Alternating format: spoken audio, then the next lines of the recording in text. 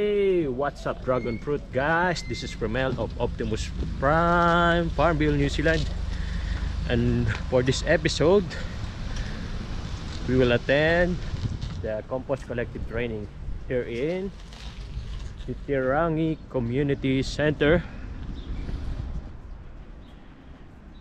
Yeah, this is about worm farming, compost, and bokashi.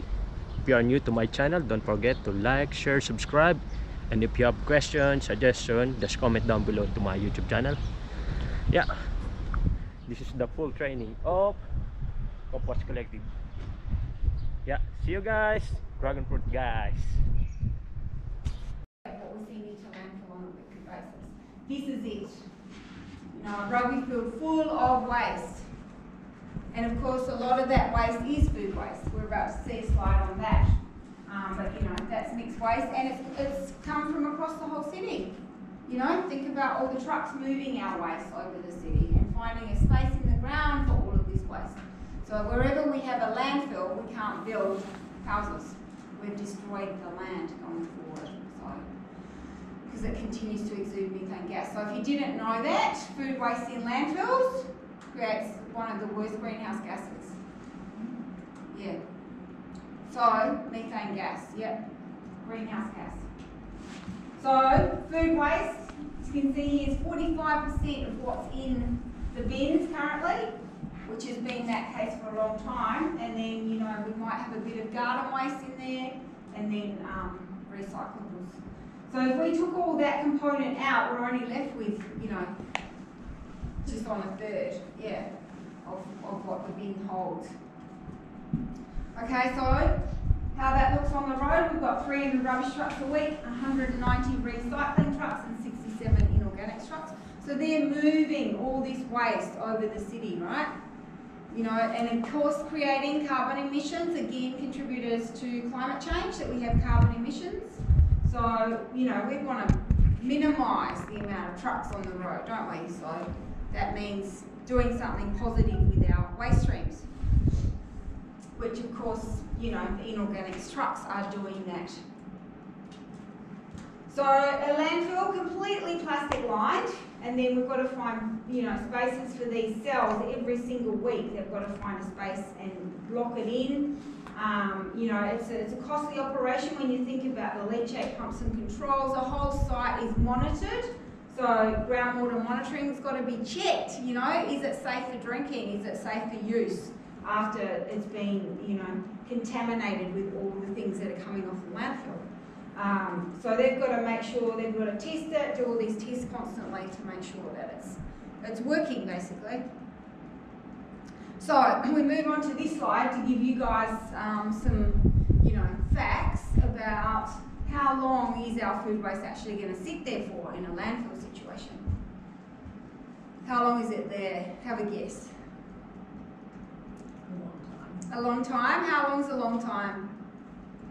Is it months? Is it weeks? Is it months? Is it years? Years. 10 years. It's years, and it's not quite 10 years, but yeah. So it is there for a long time. When you think about, if I'm going to put that material in my compost, how long is it going to be there for? A few months. Yep, not even. Not even. Less than a month. So a huge contrast. And why is it so different? Yeah? The conditions aren't right in a landfill for it to disappear. It's up against plastic, it's up against building materials, it's compressed, it's like, you know, it stays as waste for a very long time. So it continues to take up space, doesn't it? All of that material is taking up space and causing us to then look for new sites to have landfills, because Red Vale's almost full. So we've got to look for a new site. I don't know if any of you know that Don Valley, they're looking to Oh, the yeah. next. Sorry, is that what it's about? And they're all revolting against it. Yes, why wouldn't Why you would be? you? Yeah. If I was living in Yeah. that area, I mean, I care about it now, Yeah. and that's why I do this work, because I just feel that we don't need landfills going forward if we're responsible for the waste we bring into our households. Yeah. So this is what we've got to move towards, yeah, that we using our resources to make soil, okay? So paper, how long is it in landfill for? 1 year. 1 year? I wish it was 1 year. Could be similar, 3 to 5 years. Longer. Longer. Even brown paper. Brown paper. This can go for We'll talk recycling. about it in a minute. 15 years. 15 years. So, you know, even when I was young, I remember them saying that they were finding newspapers from the early 1900s or whatever, that you know, newspaper was a thing that was preserved in landfills. Because what does water need to disappear? What's it coming from? What material? From wood. From wood, not generally. Paper. Paper is made from wood, yes, but so if we're going to put that in our compost, how long is it there for? 2 months. Pardon? 2 months. Yeah, not even again. It's So- less than a month. Less than a month. So paper, so these two ingredients combined will make soil. Right? Paper and food waste together will make soil. So if paper doesn't have moisture, it's not going to break down.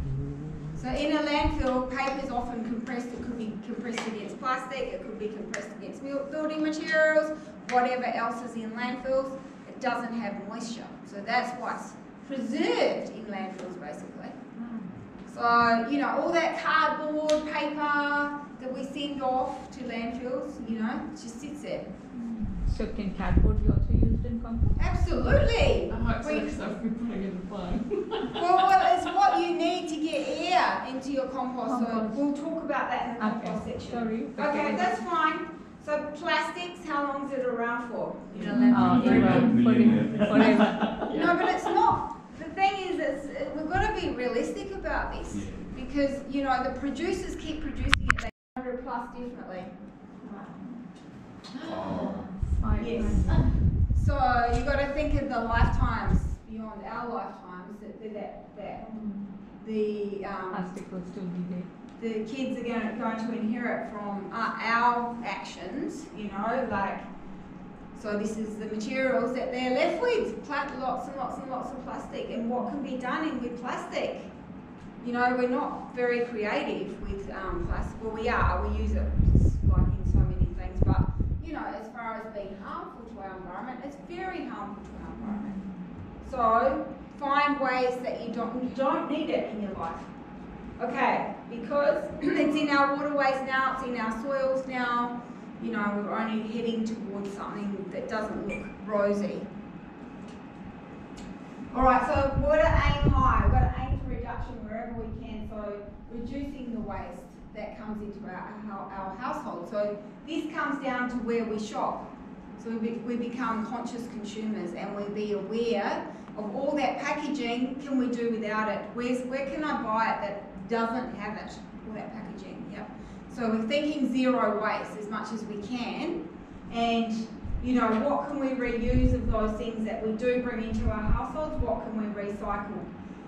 You know, because when even you think about soft plastics, they can be collected and taken to a depot. So when you remove soft plastics from your waste stream, you start to notice a big dent in your rubbish that you actually send out at curbside. So is anyone doing that now? Nobody. All That's- the eco-store stuff I take to Faro because they have. Oh yeah, the reusable plastic containers, that's Yes. good. But also soft plastics, just from biscuit wrappers, from chip packets, from everything that comes in a packet, which most things do, and it's made of plastic. As long as it's clean, you can bundle it up and take it to a local depot. So some supermarkets have depots, Harvest Whole Foods have depots. I'm not sure in this area where the local depot The is. Mount Roskill countdown has that. Oh yes. Does it? Yeah, Oh, yeah. good. So there you go. And start doing that and then you see a reduction in your So material. what do? They recycle, is it? They use it. Yeah, so does this it is- actually get recycled? No, it does. Yeah. Look, this is a recovery. So they use it in fence posts, in children's playgrounds, and it gets used in roading now. They're starting to trial it in roading. So, you know, do the environment a favour and put all of that at a depot. So it's just called a soft plastic depot? Yeah, soft plastic recycling. Just look that up and see what comes up. Okay, so This is why we have these other programs, because we're all about supporting you making these changes. So Love Food, Hate Waste is about food reduction. Where are you wasting food and you don't need to be? We support you to make changes there. Waste-free parenting, bring up babies with cloth nappies, and then our programs, which are Compost Collective and Share Waste. And of course, there's more and more community recycling centres starting up. So that's, you know, think about buying second-hand before buying new. Buy something that's already in the system, or it's been refurbished, so you can use it, reuse it. Again, we've got to think going forward, our resources are going to get slimmer and slimmer and slimmer. So if we can do our bit now, there'll be enough to go around.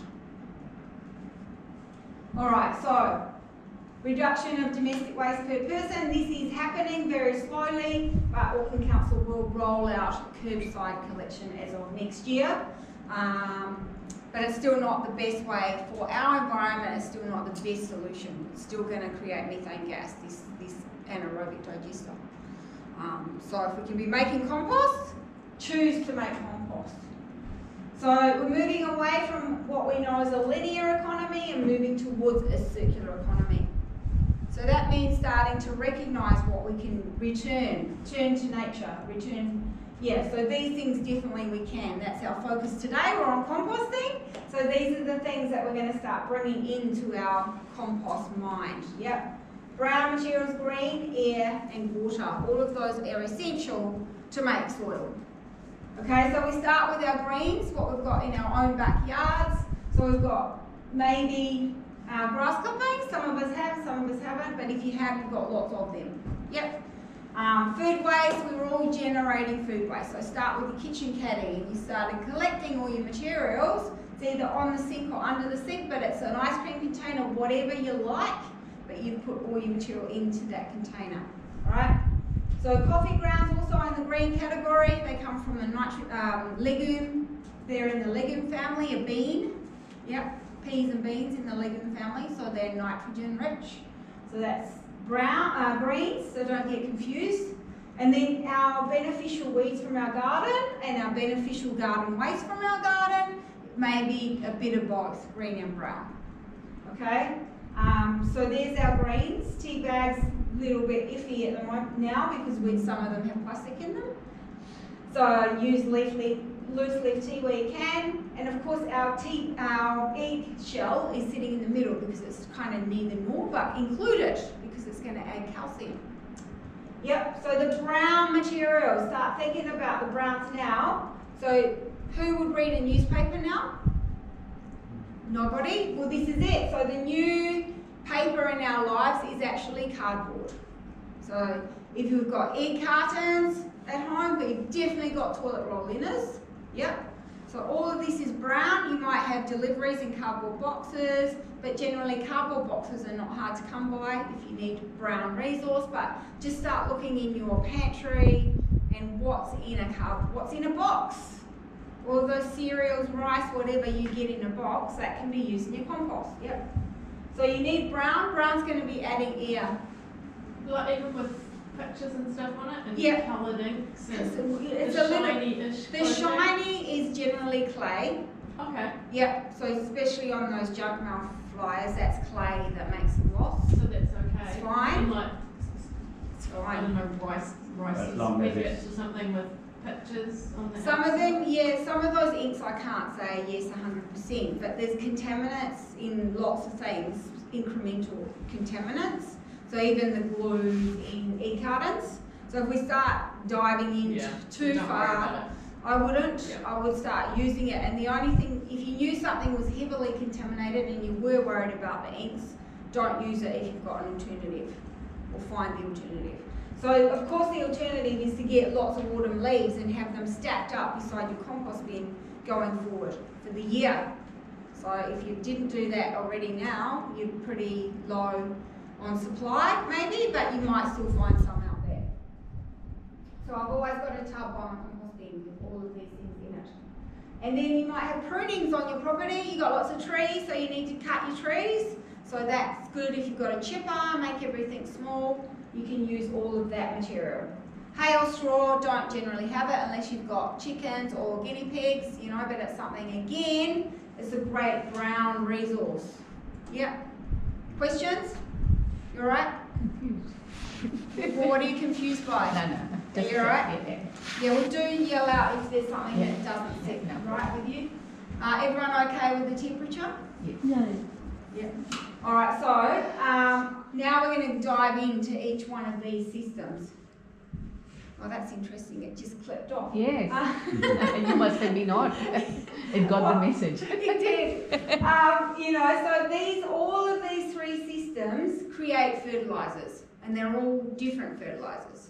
So depending on which ones you want to enhance your garden with, you can choose it, but mostly we'll be choosing the system that suits our waste stream in our household. Yeah. So we're starting with worm farming. And is anyone worm farming in the room? Yay. 2 people. That's good. I don't know if I'm doing it right though. Well, that's alright. That's why The you're worms here. seem to be alive. Well, you can kind of see there's more than one style of worm farm, but they're all creating the same products.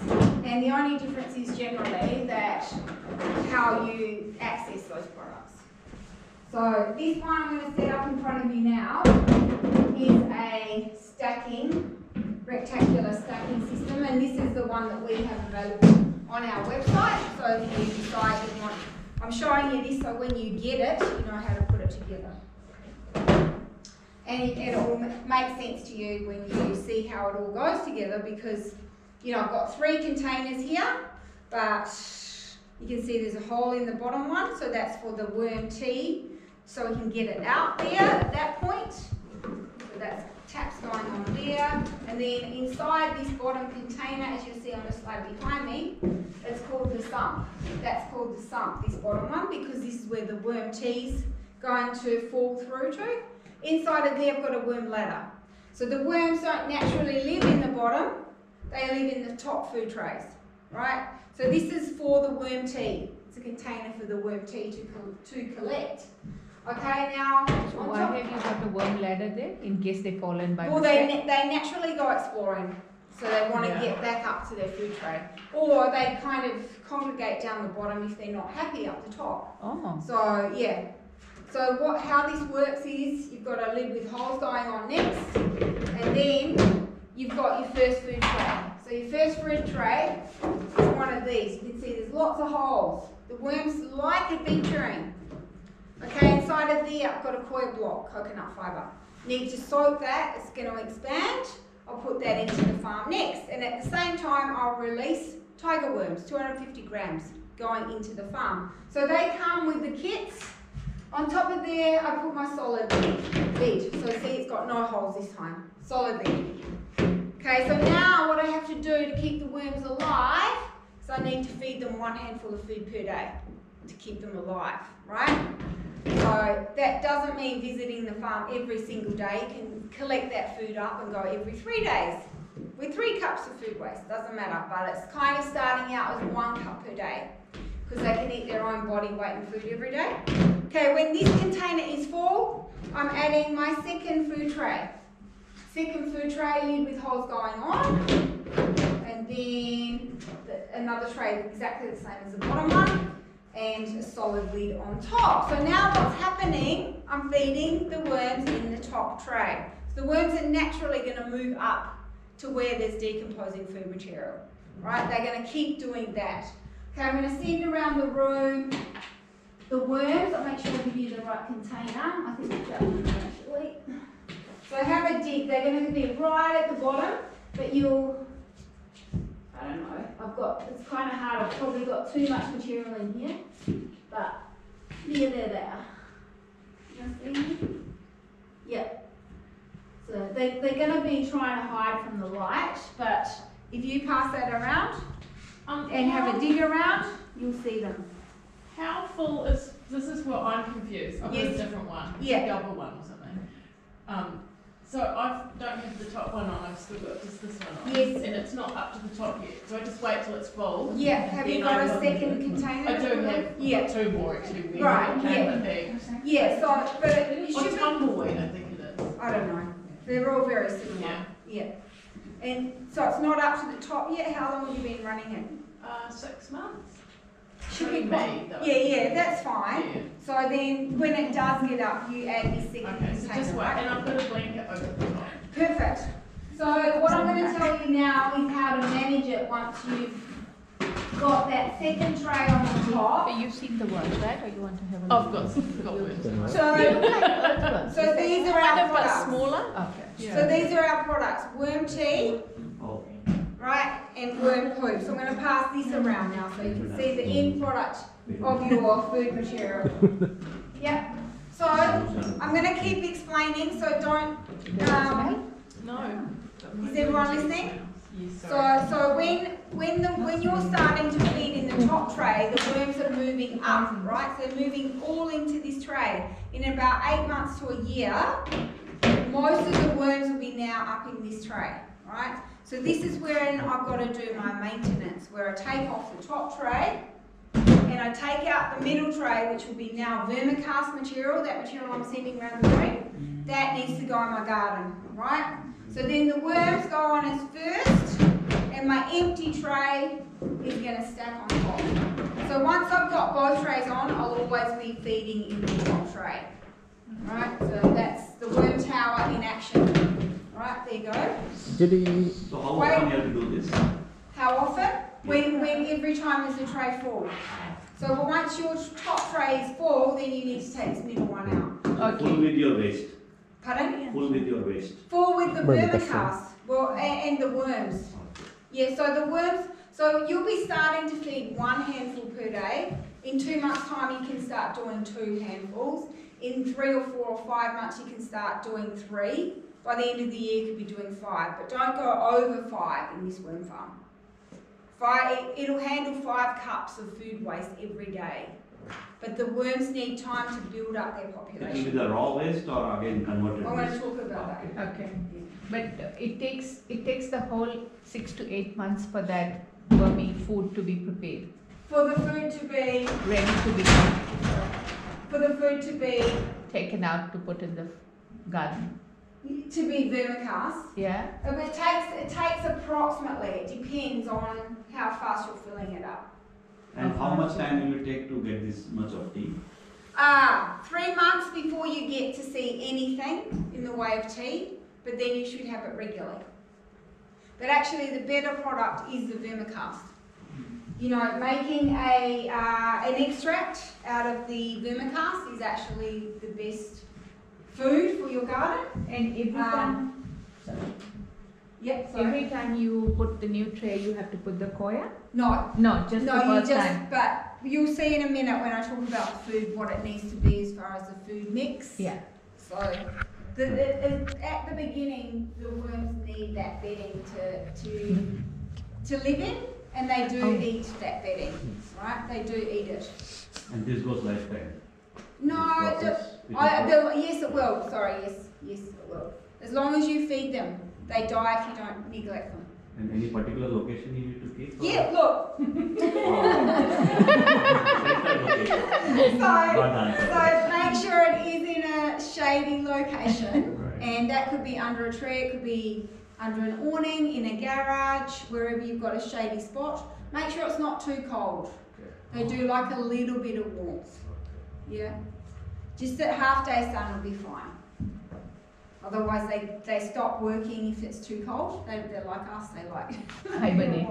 Okay, so you can see there the breakdown of food material. It's mostly going to be fresh food waste that you're feeding your worms. And then also we need to incorporate these browns. So 70 green, 30 brown. I've got fact sheets here if you want them as well. Okay. So these fresh things that are coming out of our house would include, I always put in avocados and the stones. They're not good. They love having a range of environments to visit. So you know, even the shell of the avocado, they all cluster up in that shell. You know, they like having different environments. So know that you can put all of this material in. So your fresh fruit scraps, your vegetable scraps, all your peelings, coffee grounds, tea bags, eggshells that can all go in the worm farm. And then we need to get these egg trays or toilet roll liners or sawdust if you can access some untreated sawdust, that's really good. Vacuum cleaner dust is a little bit, you know, whether you've got wool carpets, great if you have, because I would be trusting that material. If you haven't got wool carpets, I'm a little bit uncertain to say put threads of nylon in your worm farm. You can put hair out of the hairbrush, that's fine in your worm farm. They will eat that. But yeah, shredded paper, soak your cardboard before you add it. It actually helps speed things along. They're not going to ever eat anything dry anyway because they don't have teeth. So you're helping them by soaking it, but you're also moving the farm along and moving towards soil. Dry leaves are good as well. So these leaves are all the deciduous leaves that have fallen from the trees now in autumn. Yep. Don't want to be piling it up with native leaves or evergreen leaves. Oh, grass clips. Grass clippings, I'd only do it if I had nothing else. Oh, So, and make sure they're not fresh going into the farm because they're too much heat. So you wait till they've been on the lawn maybe for a week before you would add them to the wood farm. Yellowish color, red. Reddish? Yeah, yellowish color. Yellowish, yeah, turning to carbon, turning towards carbon. As long as it's not fresh. Yeah, that's right. Yep, cool. Okay, so then what not to feed them? We don't want to feed them anything cooked, anything that's processed, so no bread, no meat, no chili, no lemons. So keep that material out of the worm farm because it actually burns them because they feel everything through their skin. So we're a little bit careful about what we'll put in there. So no onions and no garlic and no chili.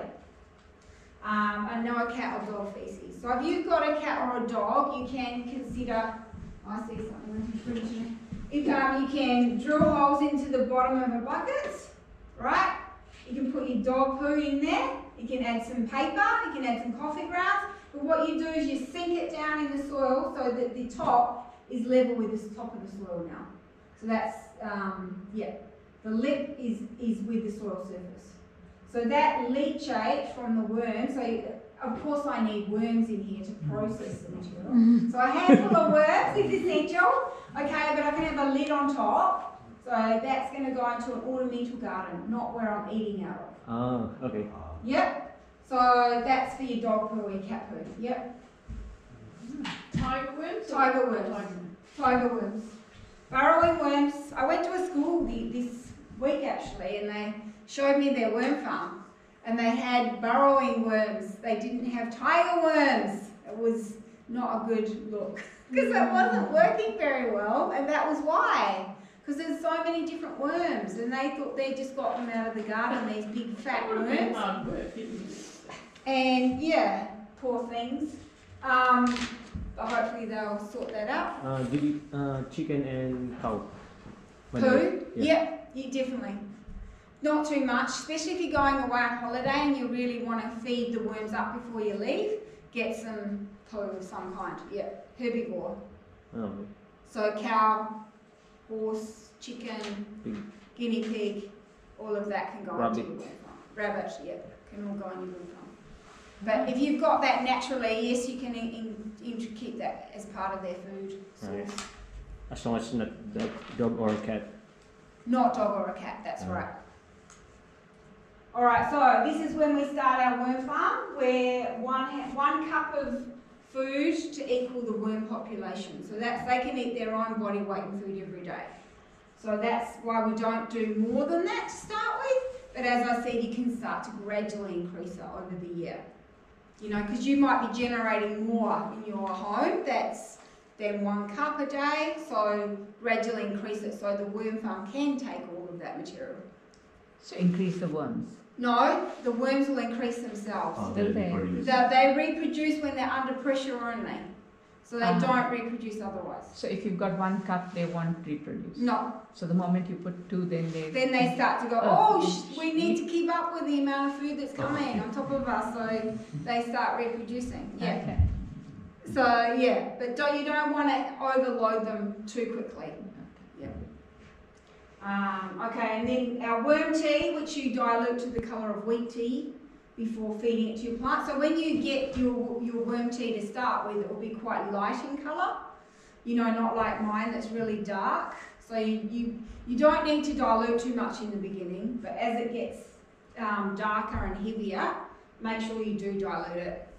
You know, indoor plants, trees, flowers, edible gardens, everything can have worm tea. So it's a real nitrogen boost when you feed them worm tea. And then our vermicast, we can leave it in a bucket and make a slurry and slosh it around everything.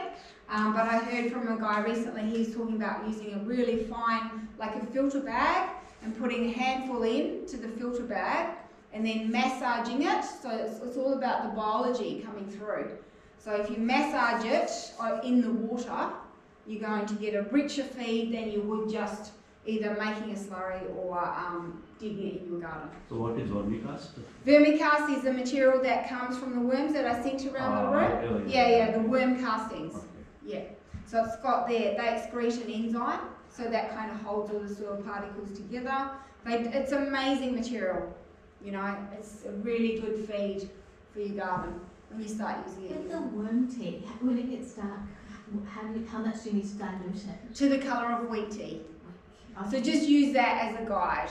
Because we've got that other last page, you know, that's just a bit confusing to me because it does change colour, but I suppose it's, I don't know.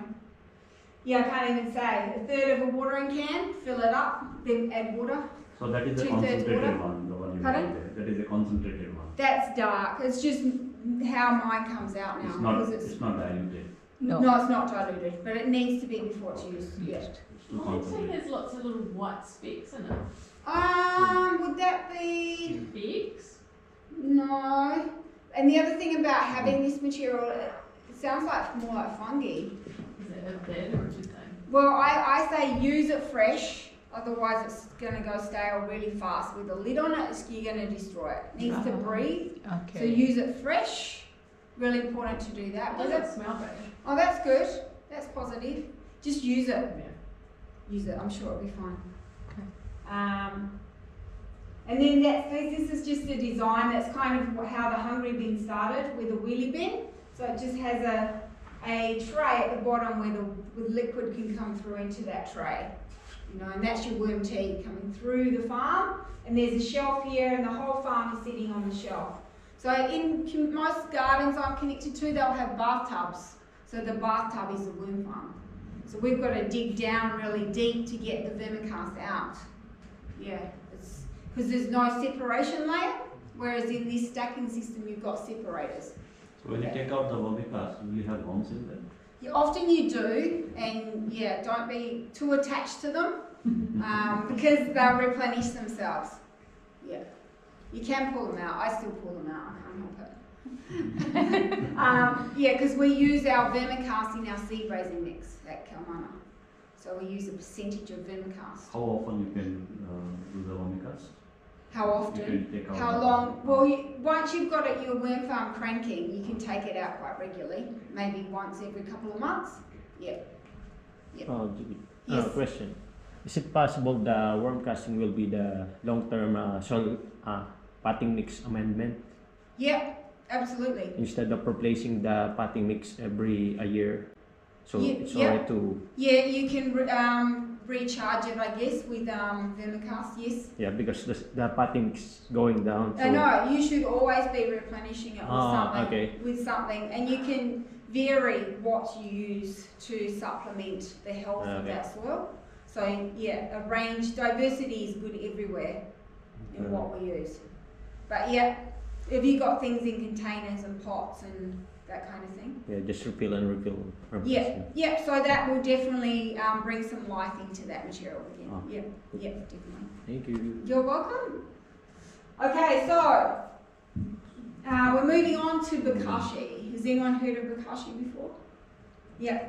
And is anyone using Bokashi? Yay!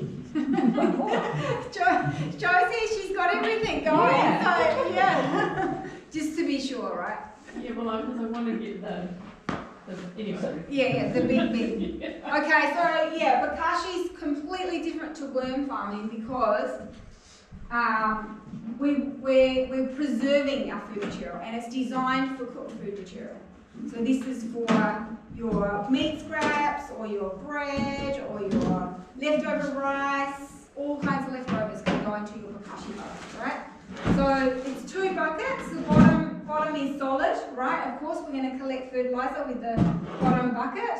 The top, you can see it has holes, so they slot in nicely together. And then on top of there, we have a lid which has a seal. So that's really important that when you're using this system, that you make sure the lid is locked on before you walk away and do something else. So you need to make sure to preserve the food in here to stop it from putrefying, that you really care for this system. It will work for you if you take care of it.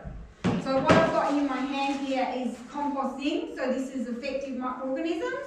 So these are required to preserve my food material in the bucket here. So I've got mine here to show you. I haven't done a smell test. Usually I do that before I come. Oh, there's hardly any juice. Well, that's a shame. So yeah, often you get, so you'll see the juice in the bottom. There's only a tablespoon, if anything, but you can kind of smell. So stand up, because you're going to come over here. So what I normally bring with me is my bag of Zing that's open, but I forgot it.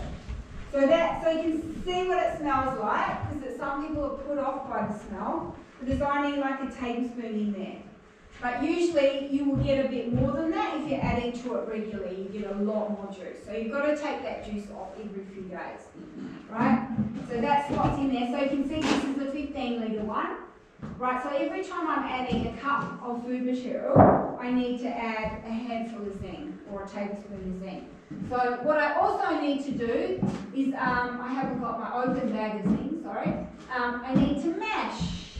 So I'm mashing my material down so that why? Because I'm taking the air out, right? Because this is an anaerobic system, so I've got to keep the air out of it. So normally you'd see Zing on the top of here, like a layer or at least a sprinkle of Zing, the material that we need to add. And then I mash it every few times, not every single time. And then that lid just goes on. But you can tell by the smell now, some people would be put off by that smell because we're not familiar with a sharp acid smell. But it's actually, this is how this works with the effective microorganisms. So those 2 products are 2 products that you get when you run your bokashi. The liquid and the solid. 2 individual fertilizers. Yep. So I'll show you how to use it now. My liquid smells so much. Well, it's because you may be not taking it off often enough. Yeah. You need to take it off every 4 days. That could be why. Don't let it hit the material in the top bucket. Then you putrefy the whole system. I did that when I first started. Like it says, really it puts you off. But you can still put it on your garden if it smells bad. Well, I would just get it out. Like keep moving it. It's really important. Doing what with it? Well, I'll show you. Okay. They're going ahead of you. So this time we've got to keep this system indoors because we want to keep it at a consistent temperature. So that means 16 to 20 degrees C.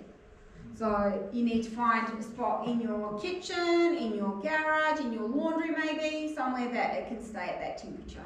It'll work a lot better. I've got mine in a garden shed and it does get affected by the night and the cold and the heat in summer. It doesn't work as well. And it's very smelly if it gets too hot. Yep. So this time, as I mentioned, you can add all these cooked food materials, so even mouldy cheese, bread, pizza, pasta, rice, all of those things. Small bones are okay, so you can do a chicken carcass or a fish carcass in there. Nothing bigger than that. And you can, if this was your only system, add all the other things as well. Like all You can take processed food as well. Well, this is processed food. Yeah, all processed food. Mostly processed food. That's why what I mostly use mine for, all the things I wouldn't put in my worm farm are in my bokashi. So all that citrus that I don't put in my worm farm is in my bokashi. Yeah. And then small bones are fine, but nothing bigger than a chicken bone really.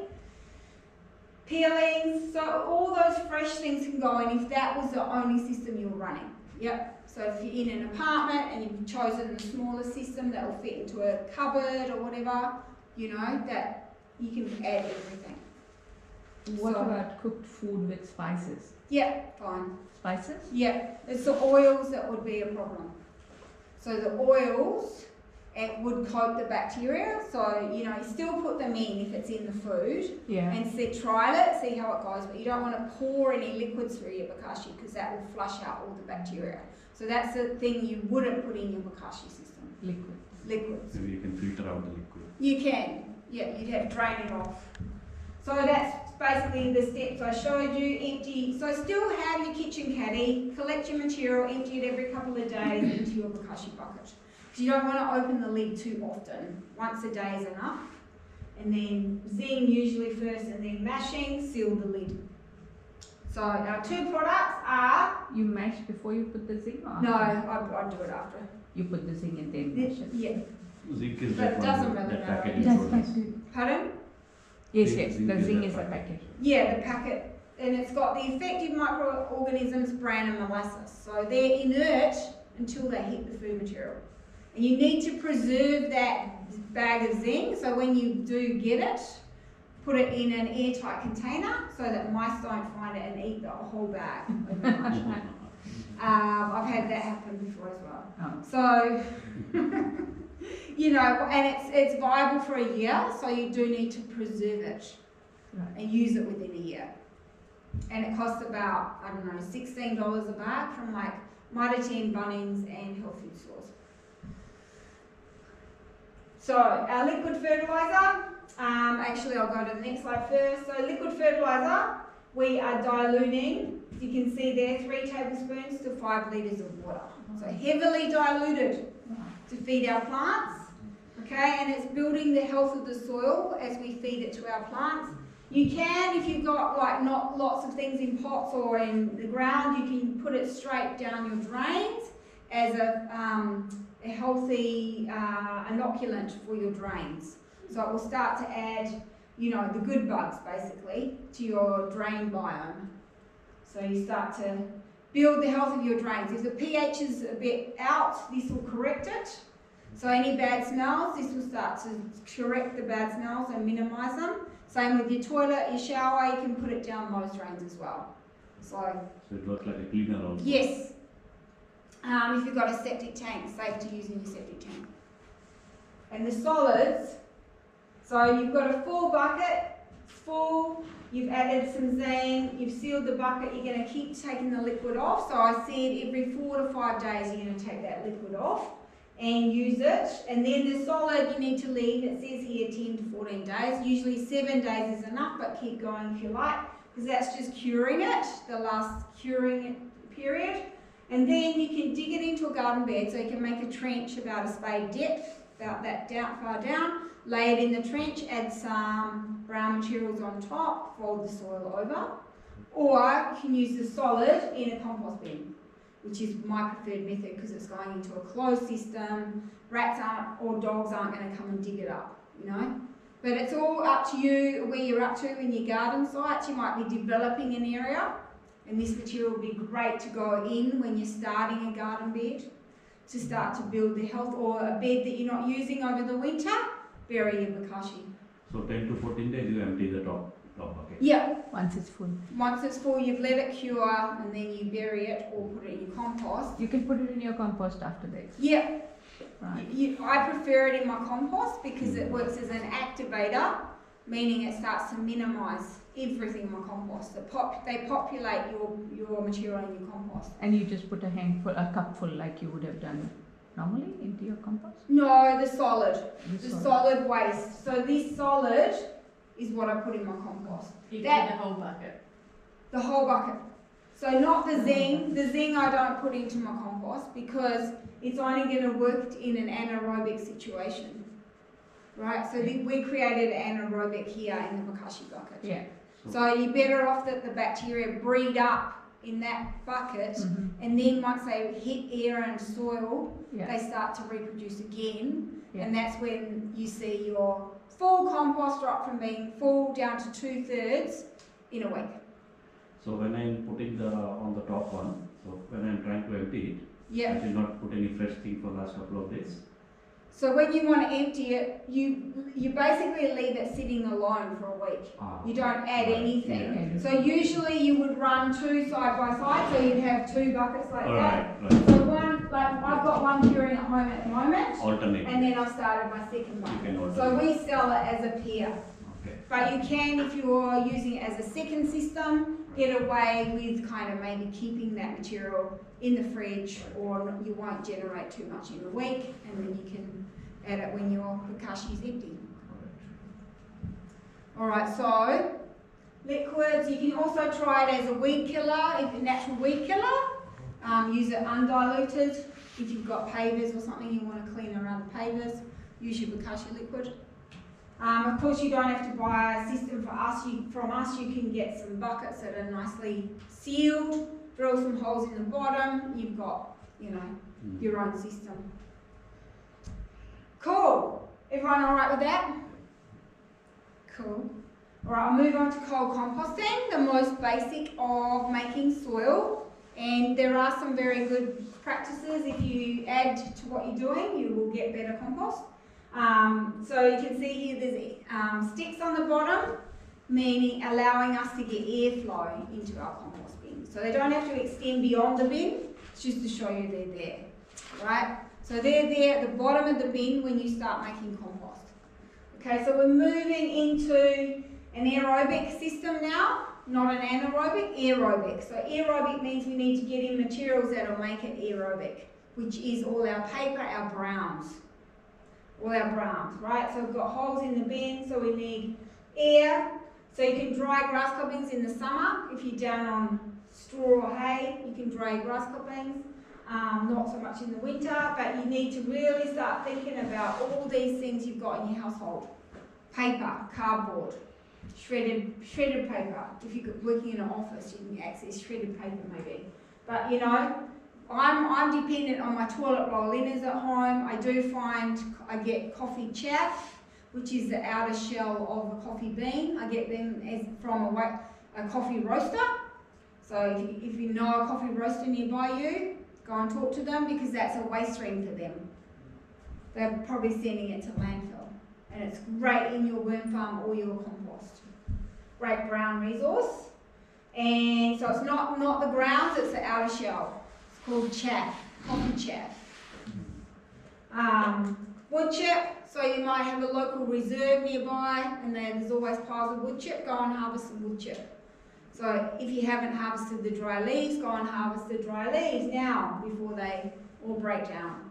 Bag them up, that's your source of browns going forward. Okay, and of course our greens are never hard to come by. We can find grass clippings, we can find food waste. And we've got our bokashi, so all of that's going to make all these ingredients together will allow us to build soil. So it's all it is. I'm going to quickly to this slide here. So it's a layering process, brown, green, by volume. I'm adding 2 buckets of dry leaves at the bottom, and then I'm going to add 2 buckets of grass clippings, 2 buckets of sawdust, followed by 2 buckets of food waste. I'm just saying 2 buckets because it's an easy thing to think about, but you could be going 2 handfuls of this, 2 handfuls of that. Walk away. But you balanced it out when you visited your bin. Like you didn't just throw piles and piles of green. Because when you do that, it gets very smelly, get lots of fruit flies. You want to make compost that's going to turn into soil quickly. And how it does that is by adding the browns. Always making sure that there's enough moisture in the bin. So when you're combining green and brown, of course your green has moisture, holds water, so that's why they're perfect together. But I do soak my cardboard, so I soak my toilet roll inners and then I add them to my compost. You help it along. I'm going back now to, what not to add in your compost. So what not to add, so again we don't put processed or cooked foods directly in our compost bin. We want to put them through our bokashi first so that they've been inoculated with beneficial microbes. Coffee cups are lined with PLA and won't break down at a low temperature. So generally we get maybe 50 degrees C in our compost. And that's good for building in microbes, but it's not good for breaking down materials like PLA. So nappies the same, we wouldn't put them. And meat and seafood, we don't want to attract rats. So minimise those kind of things that will cause problems. Cat or dog feces, don't put it in, it's got high levels of toxicity, and we don't want to be connected to that as our consumption stream. Okay, problem weeds. There's two categories of problem weeds. So at Kalmana we do them large scale, but at home you could do them small scale. So one is a rotting system in water, so that's for everything that has a bulb. So things that have a bulb are oxalis, onion weed, what else? Kahili ginger you might have as the bigger bulbs, they're kind of that one there. Kahili ginger, not ginger that we buy at the supermarket. So anything that has a bulb, Montbracia has a bulb, all of that can go into a barrel. Add water when your barrel is full, put the lid on, let it rot for at least 6 months. Come back to the bucket, check that it's all decomposed, use it as a liquid fertiliser. You're capturing the minerals from all of those weeds. So it's a great fertiliser. Things like boron that we don't have in our soils. Great additions to our soils. Right, and the other thing is the other system is a solarisation system, and you buy a weed bag from Eco Matters or Kapariki Project, they're like $30. And you put in things like wandering Jew, Tradescantia, bindweed, convolvulus, so I'm just giving you botanical names and common names. So convolvulus is a strangler. Yep, do people know these weeds I'm mentioning? Not all. Not really. Not well, all. if you're doing horticulture, you need to learn about these weeds. I thought you'd done a weeds. We know some of them, Yeah, but yeah. some of the names like I don't. Yeah. Can't. But anyway, if you're not growing anything, you don't know about these weeds. But I'm giving you these because they're alternative ways to make a resource. Kikuyu grass, please tell me you know kikuyu grass. Heard of it, don't know what it looks like. Really? Is that the one with the long Fern, Yes. the white But fern. that's every house in Auckland. Exactly, including that's what I mine. mean. That's what I'm saying. Yeah. Everyone should know kikuyu grass or twitch grass. It's very similar, but it's more wiry. But it grows from every single node. So freaking annoying. Yes, it'll take over your garden, but it's the most amazing resource. If you collect it all up, you can either sack it in a black sack, the weed mat bag, or you can put it on a piece of corrugated iron, let it dry out. It'll turn into the best mulch for your fruit trees. So all of what even if you don't know these things, what I'm saying to you is that we need to be responsible for everything that's on our home sites and process it in a way that you can use it as a resource. Yes? The main reason I came is for the weeds. Good. Can you put your wood, because I just don't know what to do with them and I've been putting them in the rubbish bin. Because I don't want them to grow again. I know. Well, some of those things that are bulbs, But this- right? Yes, the bulb ones. So you can do it in a 20-litre Could bucket? you put them in your bokashi? No, why would you do that? I don't know. No. To kill them? No, it won't kill them. Will it not? No. Okay. So you need to rot them. So Okay. you need to basically break down all that fertility that's in the Okay. bulb. Yep. So it's only method I know that works. Put it in a bucket. You could add some Bokashi liquid to that brew to help speed it up. Okay. Yeah. It's going to be one gross bucket. Yeah. So, and it does get a bit smelly when it's starting and then it dissipates. Like the same with, if you're Bokashi, you think, oh no, that smells really bad, I'm going to piss off my neighbours when I empty it in my compost. Like make a hole in the middle of your compost, put it in and then fold the soil, the compost over. And it will dissipate in 24 hours, that smell. So the better we manage it, the less it will smell. But, yes, One more question. Diseased leaves, like with What the kind? mildew. fine. Fine. Mildew's fine. If it's blight from That orangey tomatoes. stuff? Pardon? That orangey stuff that, well, it grows on weeds actually. Grows on weeds. It's that orangey kind of fungusy rust, or maybe it's Rust. rust. Myrtle rust.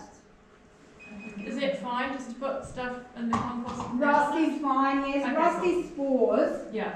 of See if that works. It's not going to then pollute the rest of your. It'll be killed in the compost. No, there's some diseases I'd be a little bit careful about, and that's blight on tomatoes and potatoes. Okay. Yeah. But the other things, it's seasonal, very seasonal. So if it's in there for a long period, it will break down. Yep. Okay, so moving on to plastics, because there's so many variables in plastics now. But you may have seen on the market the ones that have the home compost bin, basically. So they're safe to put in your compost. Anything else is generally not safe to put in your compost because there's not enough heat to decompose it. So when it says biodegradable, it actually won't break down in your compost. So this is materials that will break down, but they still require a couple of cycles, I find. I'm still pulling it out and putting it back in. So there needs to be more standards, and they're coming, right, these standards, but it's just so confusing for us as consumers out there now, you know, like, because there's so many variables. But hopefully going forward there will be a commercial facility that does some of the heavy duty compostable plastics, because we can't process them at home. So that's just to let you know what's out there. And of course this is a compost sandwich. Adding your Bokashi, make sure you top it with browns on the top. I give mine actually a bit of a stir when I add it. And then we're busy building mature compost down the bottom. So you can be doing this once you've been going for 8 months to 12 months. You can be lifting the whole bin off your pile, turning back in what hasn't decomposed, and harvesting your mature compost. So that is an option if you're going to be starting your garden beds in spring and you've been, you know, making compost, you've been adding to your compost regularly, you will get some product after about, 6 months. So start now if you haven't already. Okay, rat traps, we're giving away free rat traps. So rat traps are really good. Buy your compost bin. This is the variety that's in these boxes. So they're heavy duty, very heavy duty. There's also these as an option if you're a bit nervous about setting these. I've got a few of these at home. But these are better for reassuring yourself that the rat's going to have a clean kill.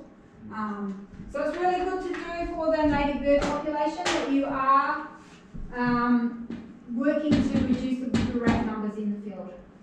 I'm going to send around compost out of my compost bin so you can see the end result. So when you've made compost at home, it's far superior to what you'll ever buy in a bag. So it should, you should be able to pinch a bit and it sticks to your fingers. Because that's in plastic, it may not do that because it's been there for a while. But that's telling me that the microbes are alive, it's full of microbes, and that's what you want for good soil. So what you buy in a bag is depleted of life because it's been heat treated, but commercially they have to heat treat to kill weed seeds and pathogens. So, it's gone up to what, 70 to 90 degrees C, so it's killed almost everything that was living. So, and then they put it in a bag, right? So it's devoid of oxygen. Microbes need oxygen to breathe just like we do. This is all waste, nothing is added to this. What do you mean? This compost is made out of waste only. It's made out of all the ingredients that I have at home. No additives, nothing added there. No, Bokashi is the only additive. So you might have seen there was a bone in there. Right. So there's Bokashi. It's the only additive. But if you have to buy bags of compost, inoculate it with your homemade compost and you'll bring life back into it. So make sure you combine them. Yep.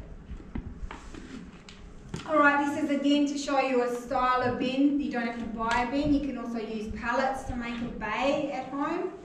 Free resources. And I recommend also lining the sides with cardboard. You kind of want, if you are adding weedy material that has seeds on it, to kill the seeds you need to get to 55 degrees C. So you can line the sides with cardboard to hold in the heat a bit more. And yeah, there you go, you've got a working compost bin. Okay, so there's also shear waste as an option if you don't have much outdoor space. You can look on Shear Waste, it's an app. So in Point Share, I have people bringing their Bokashi waste to me. You can sign up on here. So some people will be looking for food waste for chickens, some people are giving away things, so if you can't find enough brown resource, go on here and see if there's anyone giving away brown resources. Yeah, so it's a good little app. And then Love Food Hate Waste, as I mentioned before. If you need help setting up a system, we can come to you. Businesses, households, doesn't matter, but basically it's, you need to find 6 people for us to come to you. And this is the last slide. So this is basically what you'll get once you use your discount coupon, so what you have to pay. So if you just want a compost bin, you're paying $26. If you want 2 Bokashi 15 litre, you'll pay $76. So that's with 2 bags of Zing, ready to go. Bokashi. And then, as I mentioned, there's a pair there at the end of a single Bokashi and compost bin. So these are all the options you have with your $40 discount coupon. So it's all done online. So you'll be sent an email this week, next coming week, yep, and it will say, what would you like? And that's over to you. And hopefully it's been helpful enough that you have an idea. If it's not, come and talk to me. You know, there's fact sheets on all those 3 systems up here for taking them home, share the information. And any further questions, ask me. That's what I'm here for. Yes? Does anyone else want to ask a question? No, you're doing it to us. Well, no, because I We're need getting more to get a compost bin. Yes. But one that's easy to use. And I actually think I emailed you maybe 6 months ago. I can't remember if it was you about the difference between tumblers and the compost bin. Yeah. Just because the tumbler, is that a hot compost? Well, it can get hot. The only problem with the tumbler is I don't like them, number 1, because they're not made to last. Number 2, because they're not connected to the ground, and you want the worms to find the material. So you kind of need to inoculate, if you do have a tumbler, you need to inoculate it with some garden soil to get some microbes in there, right? And then you still need to follow the same guidelines of at least 50-50 green and brown. Like that slide over there said 70 brown, 30 green. Don't get attached to that. It's more by volume that you're getting equal amounts of green and brown. I guess I thought it sounded easier because I don't have heaps of waste. Yeah. And like you'd fill one up while you're waiting on one. On the other side. And then it's easy to get out. Well, try it. See what you think. But so is it easy to get the compost out of the compost bin without taking the whole you can. thing? This style that would we be my have has got the concern. sides. You know, it has the sides sliding up and down. You know, it's basic. Without making a big mess. Yeah. Okay. Like I've even got a round one and I just push mine from side to side and get in underneath with a trowel to get material out. Okay. So yeah, you don't have to take the whole thing off. Okay. 2 used to being tidy gardeners, I don't know. And then, I mean, it's all the birds that come in when you've done it anyway. oh and my I'm kind goodness, of like, around the put the grass clippings and then they spread them. yeah, so you need to put something on top of the grass clippings, almost Hold it down. like heavy. Yeah. But even then, if it's mulch, they stir. I had one more question and now it's Yes, gone from my sorry. head. Someone else asked someone. Yep. Yep, go ahead. Go ahead first. Oh, and then because I love that cover shop and I'm always looking at things that they've got this fancy thing called I guess it's like a Bokashi. It's so expensive, but for your compost, I think it's a hot compost, and it looks like everything can go on it, like weeds and all. Okay. Flag it, just put your weeds in a bucket with water and... Well, I think to be sure, the thing is, do you really want to heat treat everything? You want a quality product by the end. Which is not as good for your soil if it's heat treated. That's right. If it's gone above 55 and starts to get into that zone of a thermophilic, which is good, but it doesn't want to stay there too long. But not as great for your soil. Well, it's not as great for the life content of the end product. So that's what you're aiming for, like lots of different microbes. Growing tomatoes and so on. And dahlias. And that's what Dahlias. the Bokashi will do that. The Bokashi is going to definitely enhance your product out of your compost. So if you can pair those together, I say pair them together. Cool. How often do you put food waste into the compost, or can you put it in? Every day. Yeah. but balance it out with your browns. Yeah. So make sure you've got browns ready to go, because it's this thing we'll get in a habit of just dumping in our greens and it'll become anaerobic and it will stop working, really, if it becomes anaerobic, or it doesn't work as well. So It's just a then- lot more sluggish if it becomes a section, like people generally throw so much grass clippings in like this, and then maybe this much brown, and it's this whole patch of area that doesn't really work well because it goes, the life can't get in there, like worms won't go in until it cools down. So, but it loses air and you want it to retain air. So just any one type of brown is okay, or you have to have a mix? That's my question. If Oh, I that's wouldn't good. get anything else, could you just put cardboard for a couple of times? Yeah, Yeah. Okay. yeah, of course. Use what's available to you. Oh. Don't make it hard. Okay. Use what you've got in your household. And just one item is okay for some time until you do Yeah. something else. Yeah, or- yeah, of course. Okay. Yeah. But Yeah, just- but you could get out there today or tomorrow and Yeah. find the leaves that are left. Oh my goodness, go for a walk around Mount Eden and take a bag. Yeah, well, I do that. All over. I do like that. the mountain park. Yeah. Or any Any reserve, There's all the oak because trees and stuff. the oak leaves, I think Yeah. there's still oak leaves around. There's heaps a all bit of- around. Yeah. Oh yeah, there's liquid amber. I don't have a big garden, like Yeah. I don't have a lot of fruit trees, but if I want to put a compost where the grass is, it's fine, isn't it? Absolutely. it It is. still improves the soil material. Yes. So it doesn't matter what you put it, where you put it, whether you have fruits and vegetables growing there or not. Doesn't And matter. sunny or shady spot? It's, It's well, a backyard, so it's quite sunny. it doesn't. Sunny's good, shady's good, but Okay, better cool. if it's a little bit sunny because it's going to warm it up and increase the speed in which it works. Yeah. Doesn't have to be though. So it's all about where it fits in your site. So I'd be choosing the sunniest sites for my garden beds. Yeah. So my compost, I've got a couple of bins in there, both on the edges. Yeah. One's in under a shady tree actually, Yeah. near my worm farm. So you know, like you jig it around how it works, how it fits for you. But it should be easy access to get there. Yeah. You don't want it so Don't hard. have to time that you don't want to walk there Yeah, every day. that's right. And the sticks on the bottom? Yep. So probably what 20 centimeters. So once you put it on the ground, 30 just throw some centimetres? sticks on Yeah, the bottom, you mean? Yeah, Okay. just break them up. So Cool. everything that you put in, break them up. So cut them up, break them up. That will speed up the process to getting soil. If you had spare bark lying around, could you just use that? Yep. So like Spare garden, bark? you know, that you put on top of your garden. Yeah. Yeah. Like the mulch bar. Yeah. Yeah. So instead of sticks.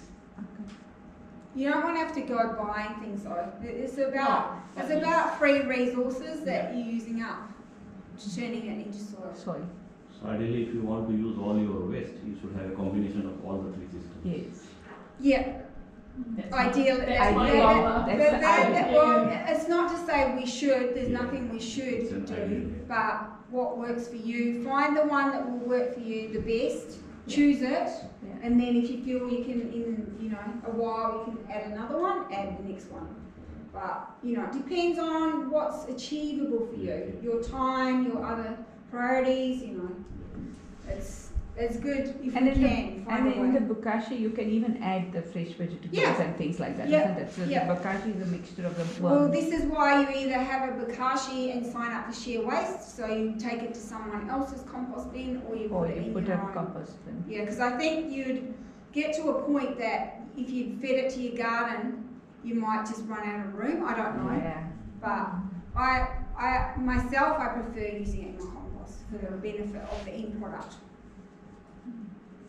and the speed, because it just reduces volume Yeah. in your compost as well. Right. Yeah, and it's adding nutrition. And we can everywhere it always goes. call you guys when we have a problem. Yeah, or email me, that's fine. Yeah. You can email me. Okay. Yeah. Just with the email address where you sent us our registration? Yeah, Okay. yeah, because then our admin sends it on to the right facilitator. So yeah, Okay. absolutely, that's what we're here. We're here to support you. So hopefully you can get something off the ground. Okay. Makes sense. Cool. All right, we're over, guys. Yep. Yep. Third question. For the worm, The worms. yeah. Does the nutrients of the vermicast depends on what they eat? Yes. For example, the banana, they can Mhm. get the Potassium. yeah. Yep. Yeah, they're really good at mineral, what would I call it? Holding or binding minerals together. So yeah, when material's been through a worm, it's far more nutrition in it than if it hasn't gone through a worm. Okay, because the vermicast is only one casting. One, as for the in, NPK. Yeah. yeah, So if the worm is pure potassium all the way, it gonna makes the potassium nutrients of the worm much higher. yeah. Okay. And I think you would only know that through testing. Okay. You'd have to be doing some serious testing. But recently we had a guy who was with a microscope, and he's going to become a soil consultant. Yeah. And he's out in Redvale. He's found this site, and he's setting up a lab now. And we could just see what was in our soil from different parts of the site, like in the vermicast, in the garden. So we're looking predominantly for fungi, for hyphae, but also, what am I trying to get to? The vermicast, he's going into high-scale vermicast production because he sees that as being more nutrient capacity than just making compost. So he's doing large scale, he's doing windrows, like composting. So you guys might want to visit his site. I definitely want to visit his site, but it's just, just to see what kind of scale he's going to be doing his vermicast compost on and what kind of system he's using. But he could only not speak highly enough of making this extract out of the vermicast. Yeah, and the ingredients are secrets. Well, I don't think he'd be keeping it a secret. He's going to supply the commercial sector. I guess, and competition is always healthy. Yeah. Most of us in this field aren't hiding anything because we're not. We want to see more people doing it. Yeah. Because there's like calcium, it needs to be blended first before applying. Yeah, so make a slurry. Okay. So often if you're making a hot compost, if you want to come to a workshop, I'm doing one at the end of 31st of July. Is it 30th or 31st of July? It's on a Saturday anyway. At Kingsland Community Orchard, we're going to do a hot compost heap using beneficial microbes as part of that. So we're spraying the materials as we break them down and combine them. No. But slurrying is really good, so topping your compost heap with a slurry. So you're basically sealing it off with a cow poo, horse poo slurry. So you might have had hay on the outside, and then you put that slurry on top. It seals it. So again, it's going to hold the warmth in, and it's natural. And also using the slurry to inoculate the ingredients as you're adding them. So hot compost, you get compost a lot quicker than making cold compost, and you definitely get more heat. So it's the kind of thing you would put your kikuyu grass in and problem weeds because it will kill off weed seeds. So it's when you've got bulk material, and yeah, you want to use it on the day that you collected it, basically. Yeah. It's fun to do. For long term, I'm planning to combine the banana. I met you at Yeah. the vegan festival. That's right. Good. Yeah. I'm sorry it took me so long. And so you're doing the dragon fruit, yeah? Yeah. Yeah. That's right. It's already doing good. Known to everybody. Yeah. So I'm now giving away his secret. Sorry. Yeah. No, we knew about it. We've all got the dragon fruit now. Yeah. He's given us It's cuttings. already 800, so it's already the members. Yeah. That's cool, eh? Yeah. And so where are you up to now? You're like, I'll post it to my group. Yeah. The one unlimited supply will be the coffee grain from the gas station. So possible that coffee grain, the brown boxes, Yeah. and calcium from eggs and the potassium. It's possible that will be the combination all the way. Okay, nice. So are you really grinding your eggshells? Yeah. Yeah. Or Just after crushing them. Yeah. after the microwaves. Oh, okay. Because so that if you Does put it directly, there's a fresh, it will gonna produce some fungus and stuff. So it needs to be microwave first. Right. for at least 2 minutes. Then I crush Then it. you just can like crush it. it more easily. Yeah. Okay. 15 minutes. No, In the 3 micro- minutes. 3 Sorry. minutes. Gonna be. Then potassium. Then potassium. Yeah. It's banana. Banana. Bananas. Yeah. It's possible that's combination in the long run. Yeah, no, I think it's good. I think you've just got to build it and try it Yeah. and see how the plants respond to it. And then, you know, if you are getting into that kind of really wanting to understand, this guy, Matt, with his lab, Yeah. he's still doing stuff for free because he came to us at Kilmana, Yeah. and he's wanting to kind of build a network of people. But it's just really interesting what you can learn from him. Yeah. Like if you can put a piece of that soil under the microscope, see what's there, because it's generally about fungal to bacteria ratios, and we talked about this, really want to build both, because we really, in our edible gardens often they're bacteria heavy, but the fungi are really important for getting nutrients to plants. So, and we don't really know unless we're looking under a microscope. There's the a- hyphae are actually There's a there. video on YouTube already done that. There's The a like what? microbes when they check the vermicast, so it will help too. The which, sorry? In YouTube, there's a scientist check Yes. the worm casting. There's Is there? yeah, On YouTube? yeah. Okay. There's someone tested the vermicast, Yes. and it's alive. All the And it's what, sorry? nematodes or Oh, the nematodes, yeah. the microorganisms Yeah. when they check. So when you apply it in the plant, it Yeah. will be a big help, especially the auxins. That's the Okay. one I'm looking, the plant growth hormone Yes. from the worm casting. Yes. It helps to create a new shoots. Yeah, right. Well, this is why this guy Matt's so keen on the vermicast. Yeah. That's why, And That's you the- as well. yeah. Yep. That's why I'm also teaching.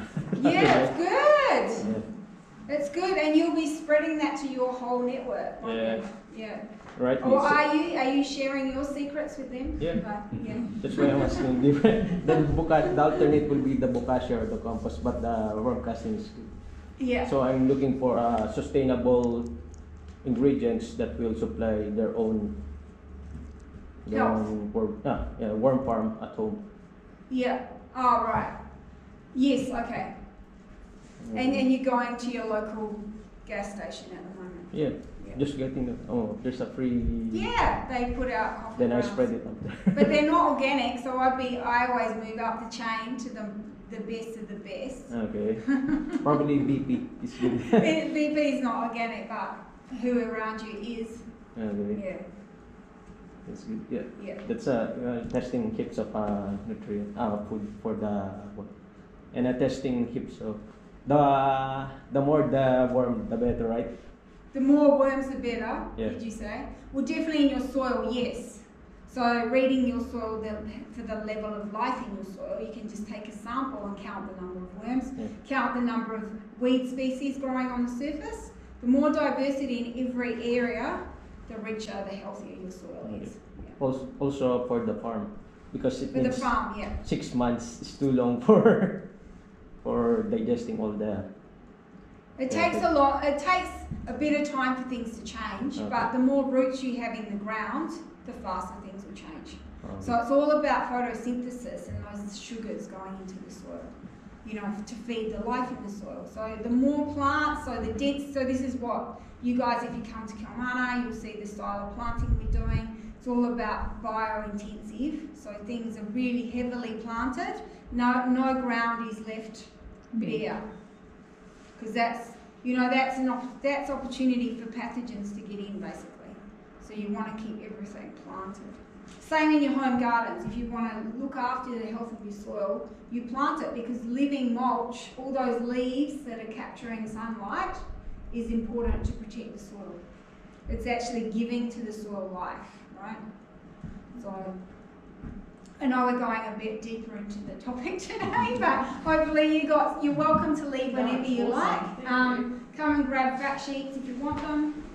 Thank you. yeah, good. Yeah. Thank you so much. Look, you are welcome. My pleasure. Hey, what's up, dragon fruit guys? We're done with the Compost collective trainings here in Auckland. and this today is in Titirangi Roads Community Center, but they got a weekly training here in Auckland, but in different places, in like in North Shore, West. And just check their website, which is the Compost Collective website. Yep, if you have any question, suggestion, or any any something, it will gonna improve the composting site here in New Zealand, just comment down below to my YouTube channel. And don't forget to like, share, subscribe. Peace out guys. Dragon Fruit New Zealand guys. Bye bye. Be safe.